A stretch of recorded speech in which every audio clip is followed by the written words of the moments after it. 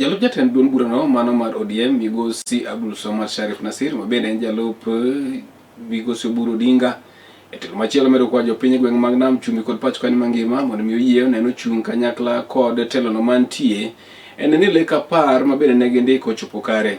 Abdul Somad bende gavana ma Mombasa wacho ni lek apar mong'ere kaka 10-point agenda ema biro miyo jopiny duchengo mag dongruok mopogore opogore pacho kae mangima kaka nokwayogi mondo mi giyie gi thegre kanyo kod josiasa mawuondo kanyo kod siasa mok nyal neno ni dongruok ochopo. Somad wacho ni gima jo Kenya ka koro neno timo en gi ng'i jotelogo manyalo miyo gi chenro mag dongruok makare. Ko wacho ni lek ma gin godo ka jotelo en mondo mi gichwal jopiny dongruok maonge ng'ikruok moro amora. Ko wacho ni mano yo ken mabende Kenya biro dhi godo nyime. Bende nokwayo achiel mar oganda e pacho kae mangima mondo mi gineno dongruok ochopo ne jopiny maonge ng'ikruok moro amora kata kotenore kod lwenje mag siasa mineno gi thur masani ma iwacho nyal ng'iko chenro mag dongruok. Somad ne wuoyo kama: hapa katika Jomvu kuna vijana waliweza kufariki. Nisikizeni. Hapa katika Jomvu kuna vijana waliweza kufariki kwa sababu ya kuweza kuleta mabadiliko. Hawakufariki wakati Ruto peke yake alikuwa rais. Hata marais walopita watu waliweza kufariki kwa sababu ya msimamo wa ODM.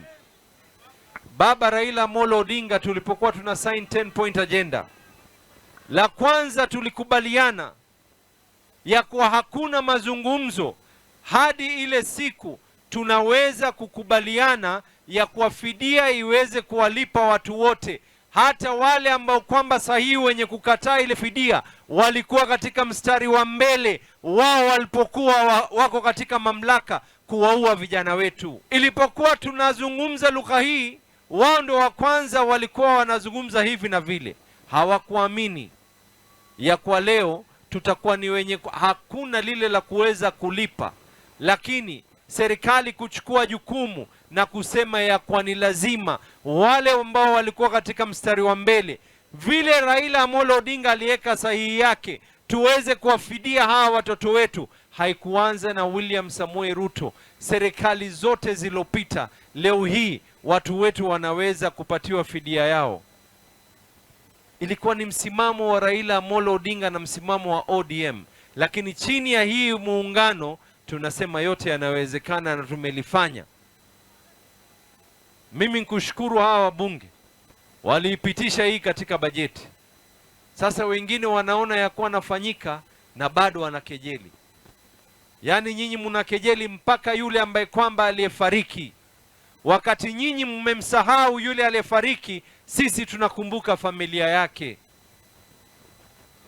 Hakulazimishwa kuweza kuanza kufanya fidia tangu dhambi zilofanywa na serikali zilopita. William Samoei Ruto is the only one alienda Wajir na akaomba msamaha kwa niaba ya serikali zilopita.